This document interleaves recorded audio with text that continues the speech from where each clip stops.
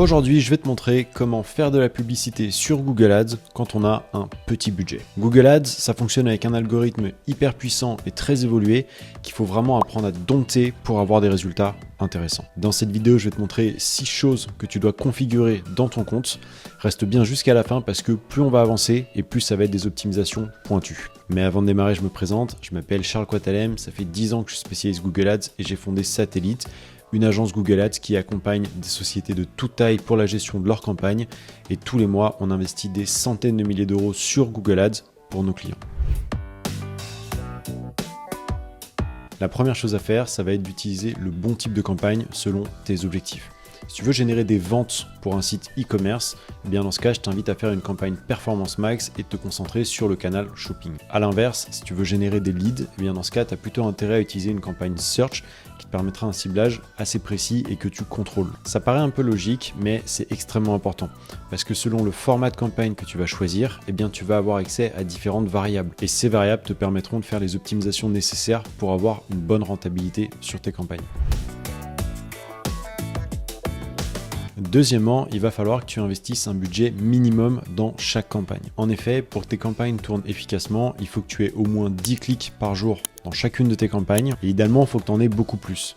Donc si par exemple un clic te coûte 1 euro, eh bien il faut que tu aies au minimum 10 euros de budget par jour dans ta campagne. Pourquoi ? Eh bien parce que Google Ads fonctionne avec un algorithme qui est basé sur la data. Plus tu le nourris en data, plus il va être efficace. Sauf que si tu investis 5 euros par jour dans une campagne, eh bien l'algorithme, il n'a pas assez de data à se mettre sous la dent. Et la conséquence, c'est que le learning, c'est-à-dire l'apprentissage de l'algorithme, ne va pas du tout être suffisant pour atteindre des niveaux intéressants et te permettre d'avoir des bons résultats avec ta campagne. Pour favoriser un learning quali et avoir des résultats rapidement, je te conseille de mettre au minimum 30 à 40 euros par campagne par jour, surtout si c'est une campagne Performance Max, de manière à capter suffisamment de data pour que ton algorithme puisse s'entraîner et trouver quels sont les internautes les plus pertinents. Évidemment, cette somme va dépendre de l'industrie dans laquelle tu es. Si tu es par exemple dans les travaux ou dans l'immobilier, eh bien les clics peuvent être assez chers. Tu peux te retrouver avec des clics à 3, 4, 5, même 10 euros parfois. Et donc dans ce cas, il va falloir que tu adaptes ce budget à la cible. Troisième étape, et là on rentre dans des choses un petit peu plus pointues, il va falloir investir exclusivement sur le canal Shopping à travers ta campagne Performance Max. Le canal Shopping, c'est quoi ? Eh bien, je vais te montrer. C'est lorsque tu es sur Google et que tu vois en fait ces fiches produits. Ça, c'est un canal qui est extrêmement intéressant pour plusieurs raisons. Tout d'abord parce qu'en fait, c'est un canal qui est très bas de tunnel. C'est-à-dire qu'on a des requêtes extrêmement précises avec des internautes qui savent vraiment ce qu'ils veulent et qui sont donc beaucoup plus proches de l'achat. Également, c'est un canal sur lequel on a généralement de meilleurs taux de conversion et des coûts d'acquisition plus faibles. Donc tu as vraiment intérêt à y consacrer la quasi-totalité de ton budget si tu fais du e-commerce. La meilleure solution pour y arriver, c'est de créer une campagne Performance Max et de faire des groupes de composants feed only. Feed only, c'est quoi ? C'est d'investir que sur du shopping. Il y a une petite configuration technique pour le mettre en place, mais ça tombe bien car j'ai justement une vidéo que tu peux trouver juste ici dans laquelle je t'explique comment créer une campagne feed only et tous les paramètres que tu dois mettre en place pour qu'elle soit efficace. Mais investir exclusivement sur shopping, c'est pas suffisant pour avoir de bons résultats quand tu as un petit budget. Il faut que tu fasses deux autres choses. La première, c'est qu'il faut que tu n'investisses que sur les produits qui se vendent le plus facilement. Pour ça, nous, ce qu'on fait chez Satellite, c'est qu'on analyse les ventes de la société sur les 12 derniers mois pour voir quels sont les produits qui sont les plus populaires et qui partent le plus facilement, et également les produits sur lesquels il y a les meilleures marges. Et une fois que tu as fait ça, il va falloir que tu identifies dans tes campagnes les produits qui ont les meilleures performances. Pour cela, le plus simple, c'est que tu utilises notre outil qu'on a créé en interne et qu'on a rendu gratuit et tout public, qui va te permettre en fait de classer les produits en différentes catégories selon leur rentabilité. Alors je te mettrai le lien de l'outil dans la description de la vidéo, je te mets également une vidéo juste ici qui te montre comment l'utiliser et comment importer la data de tes campagnes dans notre outil. Évidemment, tout est confidentiel. Et une fois que tu es là, en fait, il va falloir que tu fasses deux choses. La première chose, c'est de renseigner le ROAS que tu vises avec tes campagnes. Ici, je vais le laisser à 4. Et puis la seconde chose à faire, c'est de définir un investissement minimum par produit. Donc en fait, une somme minimum que tu as dépensée pour chacun de tes produits dans tes campagnes. Et cette somme va être la référence pour définir si les statistiques qu'on regarde sont fiables ou non représentatives. Ensuite, comme tu peux le voir, on a classé les produits en 6 différentes catégories. Celle qui nous intéresse le plus, c'est les héros et les perdants. Je me permets d'interrompre ton visionnage 10 secondes pour te dire que si tu aimes cette vidéo, eh bien je t'invite à t'abonner à la chaîne YouTube et même à laisser un like ou un commentaire.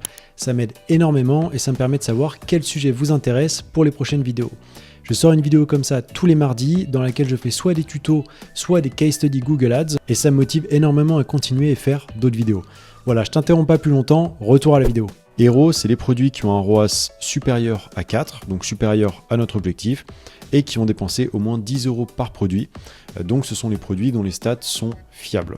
Ensuite, on a les perdants, qui sont les produits sur lesquels on a un ROAS inférieur à notre objectif, donc sur lesquels on n'est pas rentable, et qui ont également un coût qui est supérieur à 10, donc on est sur des statistiques fiables. Bon, il y a également les montants et les peu convaincants. Ça, je te laisserai regarder la vidéo pour savoir exactement à quoi ils correspondent. Mais grosso modo, les montants, c'est ceux qui ont du potentiel parce qu'ils ont dépensé moins de 10 €, mais ils ont atteint l'objectif. Et les peu convaincants, c'est l'inverse. Ils ont un ROAS inférieur à 4, mais ils ont dépensé moins de 10 €, donc c'est pas encore fiable. L'autre catégorie qu'on veut regarder, c'est la catégorie zéro conversion. Pourquoi ? Eh bien parce que ce sont les produits sur lesquels tu as dépensé de l'argent, tu as investi de l'argent avec tes campagnes, mais tu n'as pas été rentable du tout parce que ça n'a fait aucune vente. Donc ça, c'est les produits qu'il faut identifier tout de suite. Maintenant qu'on a dit ça, je t'invite à descendre un petit peu et on va s'intéresser à ces 4 graphiques. Celui qui nous intéresse le plus, c'est le budget investi par catégorie. En fait, ici, tu veux t'assurer d'avoir une grande majorité de ton budget investi sur des produits classés dans la catégorie héros. Tu vois, en l'occurrence, sur les 30 derniers jours, nous, on a investi 29 906 €, ce qui représente 70% du budget, que sur des produits hyper rentables. Ces produits, quand tu descends ici, tu peux voir qu'ils ont un ROAS de 10,76, donc ce qui est très supérieur au ROAS qu'on s'était fixé de 4. Et tu veux également t'assurer que tu investis le moins possible sur les produits perdants et sur les produits zéro conv. Tu vois, là, en l'occurrence, on a investi que 8,9% du budget sur des produits perdants. Idéalement, il faudrait être à 0, mais on est obligé de faire quand même quelques tests. Et on veut s'assurer qu'on ne dépense rien sur les produits zéro conv. Même chose, on est obligé de faire des tests, donc ça ne peut pas être parfait. Mais là, en l'occurrence, on n'a que 12,5 plus 8,9. Donc, si j'arrondis, on est à peu près à 20% du budget qui pourrait être réalloué sur des produits sur lesquels tu gagnes de l'argent. Et maintenant qu'on a vu ça, tu sais désormais où tu gagnes de l'argent et où tu en perds avec tes campagnes, et tu n'as plus qu'à restructurer tes campagnes de manière à n'investir que là où tu vas en gagner. Donc pour ça, le plus simple, c'est de descendre en bas, tu vois, et là tu vas voir ici quels produits sont dans quelle catégorie. Et donc, tu n'as plus qu'à réorganiser tes campagnes en fonction de ce que tu vois ici. Également, pendant que j'y suis, si tu veux qu'on regarde tes campagnes ensemble, eh bien, tu peux prendre rendez-vous avec moi juste ici ou demander un audit gratuit de ton compte qu'on s'engage à te rendre sous 7 jours. Quatrième chose que tu dois faire, c'est retravailler tes product titles.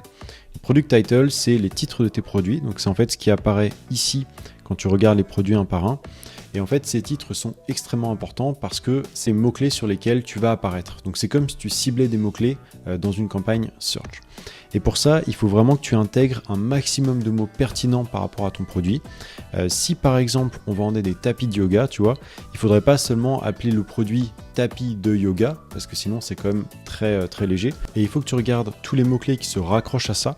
Donc le plus simple, c'est que tu ailles dans l'outil outil de planification des mots-clés fourni par Google. C'est un outil gratuit qui te montre en fait ce que les gens recherchent sur Google tous les mois. Et donc tu vas voir que par exemple pour les tapis de yoga, il y a pas mal de recherches pour les tapis antidérapants, pour les tapis pilates, les tapis de voyage, les accessoires, les tapis de yoga épais, etc. Et ça, c'est des mots qu'il va falloir que tu inclues dans ton titre du produit de manière à ressortir sur toutes ces recherches et donc maximiser tes chances de faire des ventes. Si tu veux en savoir plus sur comment optimiser tes titres de produits, je t'invite à regarder cette vidéo que j'ai faite qui t'explique exactement ce que tu dois faire. Donc, comment faire un audit sémantique et ensuite comment choisir la structure et le contenu de chaque titre de produit. Cinquième optimisation, le ciblage de ton audience. La première chose à faire, c'est déjà de t'assurer que tu as un ciblage géographique pertinent. Donc en l'occurrence, en présence ou intérêt ou en présence selon ce que tu vends.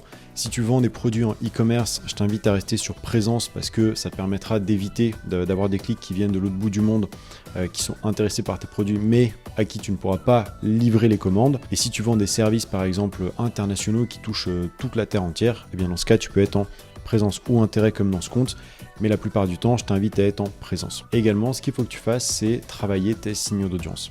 Tu vois, tu peux faire plusieurs choses pour l'améliorer. Déjà, tu peux mettre tes propres données dans le signal d'audience.